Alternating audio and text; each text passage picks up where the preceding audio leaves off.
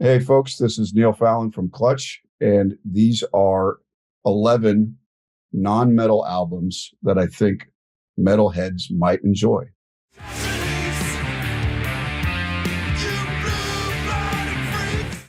All right, so the first choice, and I'm not ranking these 1 through 11 or vice versa, but the first one that I put on this list is Bo Hansen's Lord of the Rings.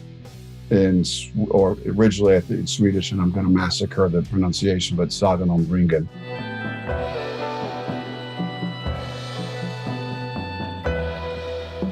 Bo Hansen was an organist and a keyboardist, and every track is an instrumental interpretation of a chapter from the book. And this album was introduced to me and everyone else in Clutch by the first tour we did with Graveyard, and I forget who in the band introduced us to this, but this is a regular listen for me. So much so when it comes on, my wife usually goes, "Oh no, not this again."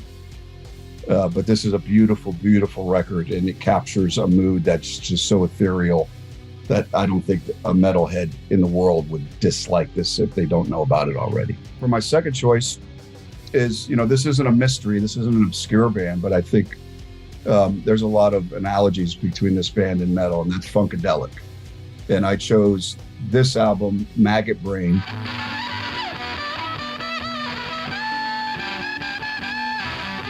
But this one, I chose this one primarily because it features the guitar playing of Eddie Hazel, who is, I think, a criminally underrated, underappreciated guitar player. You can hear the beginnings of stoner rock in the title track, Maggot Brain.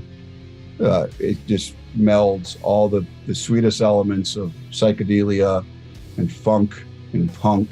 For number 3, I chose Dr. John's Gree Gree Gumbo Yaya, or sometimes just called Gree Gree.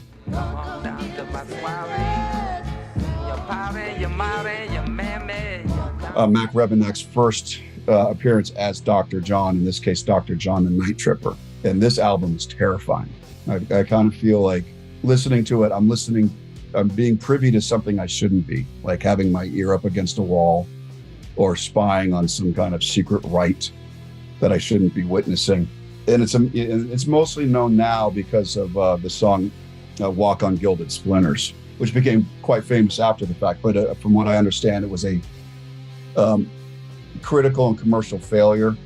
Even, I think, Ahmet Ertegun, I read about this before this interview, he said he couldn't market this boogaloo crap, and now it's considered one of the most important albums of all time. Next choice for non-metal albums for metalheads is Tangerine Dream's Ricochet.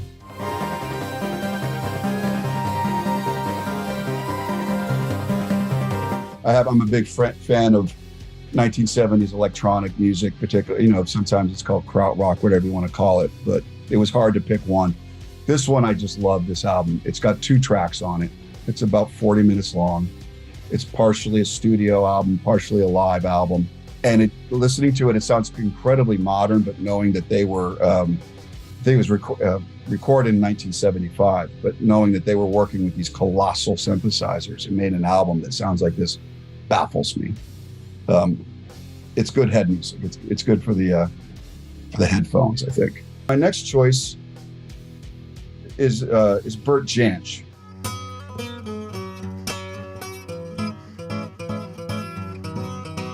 He was a Scottish guitar player, big in the English Scottish folk rock scene. His first band was a band called the Pentangle, which I'm a huge fan of. And they were sort of a proto-folk rock, British, dabbling in kind of neo-paganism, not overtly, but it was end of the 60s when that kind of stuff was very hip. But Bert is just this beast of a guitar player. Some folks may know him because he's one of the people that Jimmy Page just blatantly plagiarized. But it would be a mistake to just focus on that because Bert Jansch's catalog is massive. And he's one of those people that his career, he just kind of disappeared for a while. And then had a renaissance right towards the end of his life. So for the guitar, to the metalhead who's a technical guitar player fan, this is the guy you want to listen to. This next one is an artist that I discovered myself recently, going through a rabbit hole of kind of avant-garde music. Is a French, he's still alive. He's a composer, a visual artist. His name is Michel Chion, and this album is called Requiem.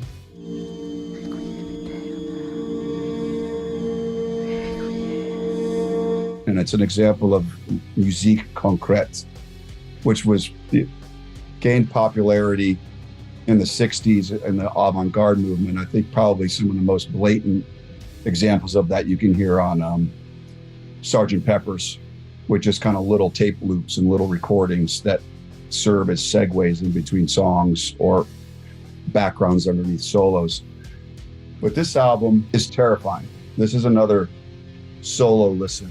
If you put this on at a party, you're going to clear the room in minutes. It's all in French, and I kind of like the fact that I don't understand a lot of the language, because that just makes the human voice a pure instrument. I'm not interpreting the meaning of the words, really. But it's a series of tape loops. It's very kind of, well, it's Requiem, so it's religious and it's very dogmatic. But I challenge any fan of metal to listen to this album in its entirety and not feel a bit agitated. I like it, listening to it on headphones and walking around, because there's no beat. There's no point of reference to what we consider song structure. So it kind of almost heightens the senses. You know, when I was trying to make this list, I tried to kind of like hit check boxes of different genres, even, and try to cast a wide net. That's why we have country music on this next one. And this is Willie Nelson's Red-Headed Stranger. Don't boss him. He's wild in his sorrow. He's riding and hiding. It's a watershed album in country music, because when it came out, as far as I understand, country music was awash in string sections and orchestras and massive production. And then Willie Nelson got, through his management, complete creative control for this next record. So once he got creative control, he went and made the album he wanted. And this is the very opposite of all that overproduced country music. It was very minimal, very bare. And it's based on a song, Red-Headed Stranger, which is a murder ballad.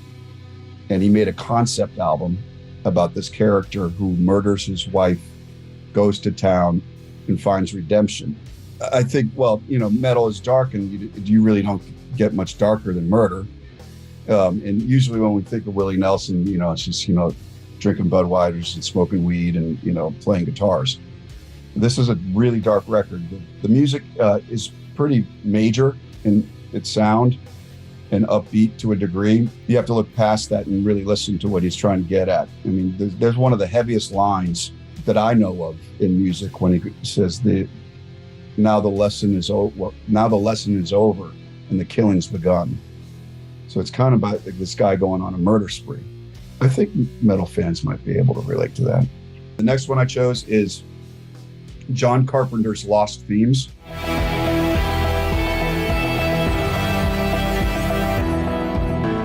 John Carpenter is probably no stranger to any listener or reader of this with his movies and soundtracks. He came out with this album in 2015 with his son. I believe his son's name's Cody, and someone that cuts toured with Daniel Davies. And it kind of, I don't know if he'd been sitting on these songs for a while, but they all sound like they're from the late 70s and 80s. Very indicative of those movies that he scored as well. And it's the best late night driving music I know of. If it's 2 o'clock in the morning and in a dark highway, this is the album you want to listen to before you go do the awful thing that you're about to do, because that's what it sounds like. The production's awesome. I'm a sucker for this kind of, you know, analog synth stuff that it reminds me of my childhood. Big fan of the blues. I could have made probably 11 songs just blues, but like I said, I'm trying to hit every box here. So this one is Burning Hell by John Lee Hooker. Where I go,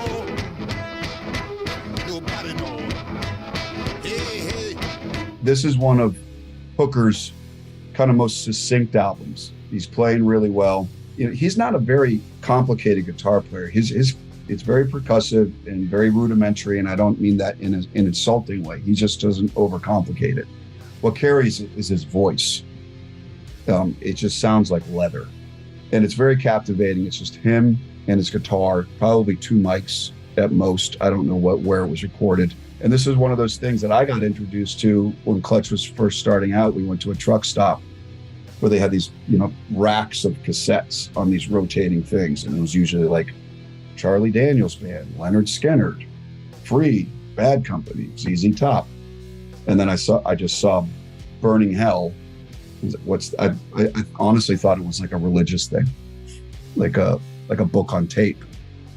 And then I saw it was John Lee Hooker. Well, of course I knew, but I had heard this record, put it into the cassette deck of the band van, and have distinct memories of just driving down the road terrified because John Lee Hooker was, in my ear singing, "There ain't no heaven, there ain't no hell. Where I die, where I go, can't nobody tell." It's heavy business.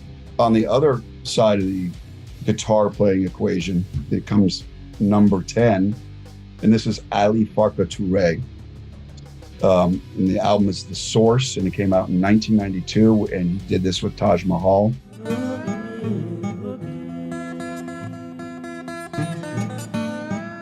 And Ali Farka Touré is from Mali, and I love his playing amongst other artists from that part of the world in West Africa, is you can hear what preceded the blues. Similar scales, similar melodies, similar rhythms. I believe Touré, he could sing in 7 different languages because that's just the world he grew up in.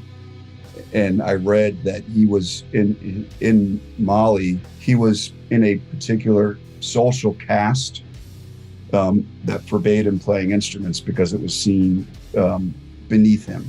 I don't know anything about Mali to comment further, but he was like, shine that, I'm playing music. And he became an international star. And listening to this music, it sounds completely new, but you can hear how ancient this is. So this is jazz. This is the one thing that I hadn't really hit on yet. And this is Alice Coltrane, Journey in Sacha Donata. I think that's how you say it.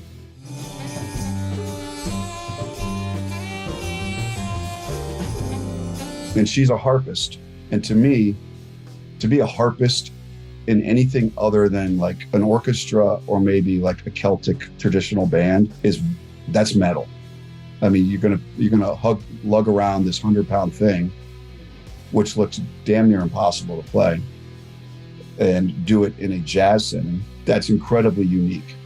And she was John Coltrane's wife. And after he died, I think she kind of had a emotional and psychic break for obvious reasons. And then I think she converted to a form of Hinduism. And you can hear that instantly in her music, particularly this one.